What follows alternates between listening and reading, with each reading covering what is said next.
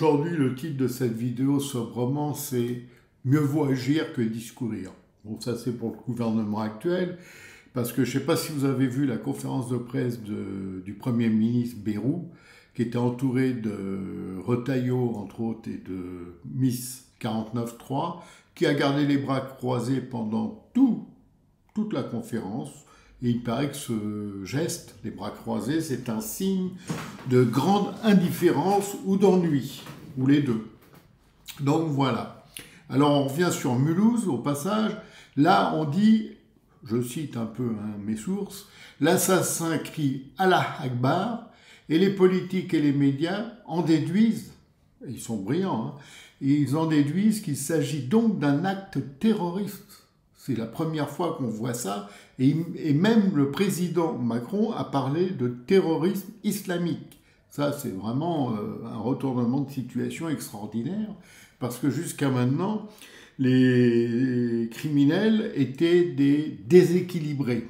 Bon, vous pouviez savoir qu'avec leur prénom, ou leur nom, si on les donnait, ils n'étaient pas si déséquilibrés que ça, et ils faisaient partie d'un vaste mouvement mondial qui consiste à vouloir prendre le pouvoir. Ça s'appelle la djihad, mais ça, bon, faut pas aller trop loin quand même dans les explications. Nos gouvernements sont quand même la sortie un peu de leur léthargie. Mais ils ne sont sortis de cette léthargie que pour bavasser. Donc voilà. Alors l'assassin de Mulhouse était pourtant sous OQTF, c'est-à-dire une obligation de quitter le territoire français. Il était aussi avec suspicion de terrorisme. Il était en France en tant que, allez, on va dire le mot qui choque, clandestin, depuis 2014, 11 ans, et il se baladait librement. Bon, donc notre ministre de l'Intérieur, lui, se rend sur place, évidemment, ce qui ne sert strictement à rien, et comme les communiqués d'ailleurs de ce gouvernement, qui ne servent strictement à rien. La réalité, c'est que le pouvoir doit agir ou se taire. Donc lui ne se tait pas, mais il n'agit pas. Voilà.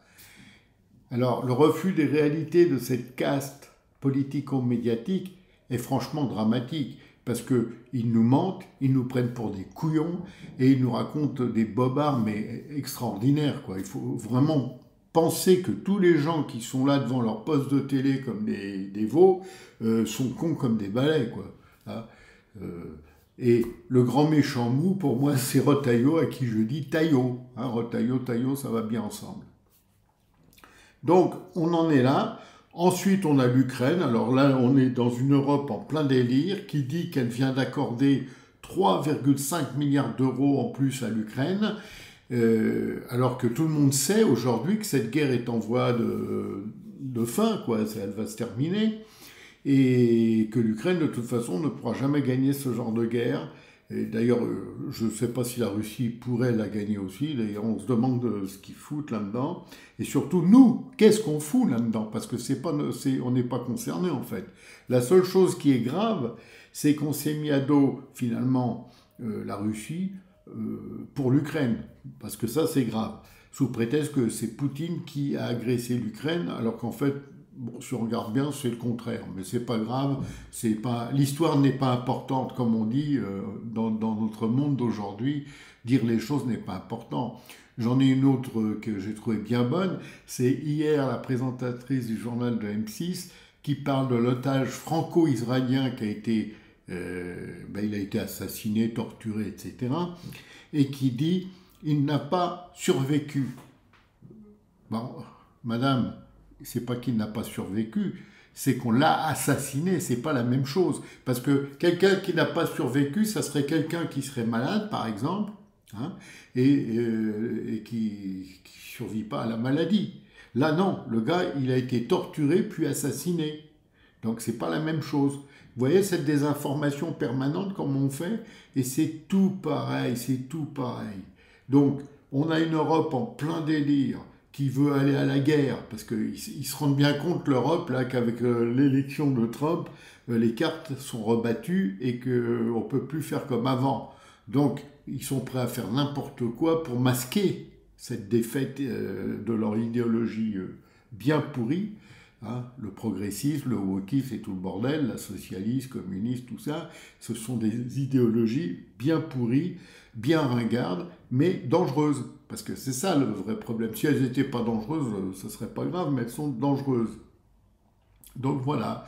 Et on va finir, parce que la logique, ça va être comme pour la Covid, on va finir par envoyer des jeunes au casse-pipe de l'Ukraine. Ce qui serait une hérésie totale, parce que si on peut penser que si on envoie des troupes, que les Russes de l'autre côté ne vont pas tirer dessus, c'est que non seulement ils nous prennent pour des cons, nos gouvernements et nos médias et tout ça, et nos politiques, mais c'est qu'en plus, ils n'ont rien compris. Donc ça, remarquez, on en était sûr qu'ils n'ont rien compris, puisqu'ils sont toujours un peu abrutis. Alors, on est là, c'est toujours le même refrain.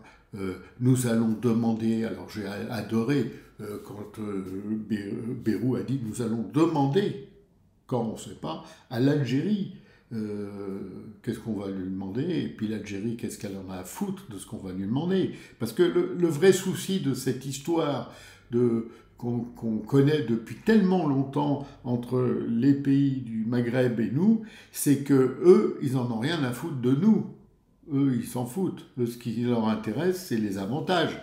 Et nous, on n'a que les inconvénients, mais c'est pas grave. Hein. Et ça dure, et ça dure. Et puis, ce qui est formidable dans cette affaire, c'est de voir à quel point tous ces politiciens-là, qui nous sont censés diriger le pays, en plus, sont incompétents. Ils sont même pas capables de quoi que ce soit. Je sais pas, c'est hallucinant. Vous avez eu Trump, il est élu, il prend les trucs, il signe, boum boum, le lendemain tout est fait. Bon, nous ici, on va se réunir dans X jours, X mois, X années, on va faire des commissions. Comme disait Clémenceau, le meilleur moyen d'enterrer un sujet, c'est de créer une commission. Ça, on sait faire. Et en attendant, nous, les Français, hein, qu'est-ce qu'on va faire, nous? On va se retrouver dans un pays qui ne sera plus le nôtre, parce que c'est ça qui est en train de se passer. Et quand je lis les faits divers, parce que c'est très intéressant les faits divers dans un pays, on se rend compte que le nombre d'agressions, c'est pas une de temps en temps, c'est plusieurs par jour. Plusieurs par jour, même dans des petits villages où franchement il faisait bon vivre. Ça devient incroyable. Et pourtant, on continue de construire des logements sociaux qui ne seront pas destinés à des Français, mais bien à cette migration. Et on continue d'alimenter clairement la situation dramatique de la France. Alors, un autre exemple avec Bayrou qui m'a vraiment interloqué, qu'il n'y a pas d'autre mot. Le gars, il nous dit l'après-midi, que c'est fini, on n'accepte plus, on ne peut plus accepter, etc. Et le matin, le même gouvernement accepte à peu près, je crois, une centaine d'imams d'Algérie qui sont venus en France, qui ont eu un visa, une autorisation d'entrée, et qui auront même peut-être un jour un OQTF et qui ne sera jamais exécuté. Il paraîtrait, parce que ça on n'a pas les chiffres exacts, personne ne veut les donner, mais les OQTF, il y en aurait pour plusieurs millions. Imaginez.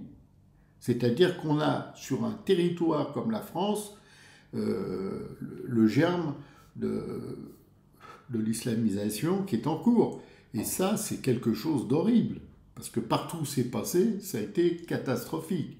Que ce soit au Liban, que ce soit en Turquie, que ce soit maintenant en Syrie, vous verrez, c'est catastrophique. C'est pire que les dictatures. Parce qu'au moins les dictatures, c'est un homme qui dirige un pays et qui parfois fait du bien à son pays, mais se conduit en dictateur, c'est-à-dire en pourri. Mais là, c'est quand même tout un mode de vie qui est imposé à tout le monde. Je ne parle pas de l'Iran, parce que ça, il ne faut pas trop en parler. Une grande démocratie, bien sûr. Et tout ce système pourri qu'on nous impose, en nous prenant pour des couillons, est inacceptable. On ne peut plus l'accepter. C'est plus possible.